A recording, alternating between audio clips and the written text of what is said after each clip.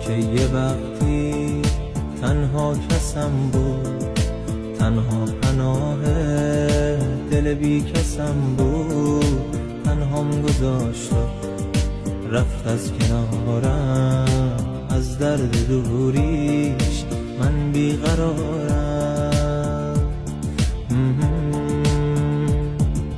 خیال میکردم پیشم میمونه، ترانه عشق واسم میخونه.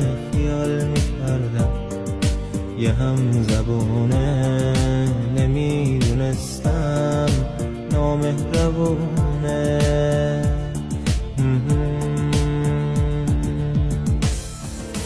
با این که رفته اما هنوزم از داغ عشقش دارم میسوزم.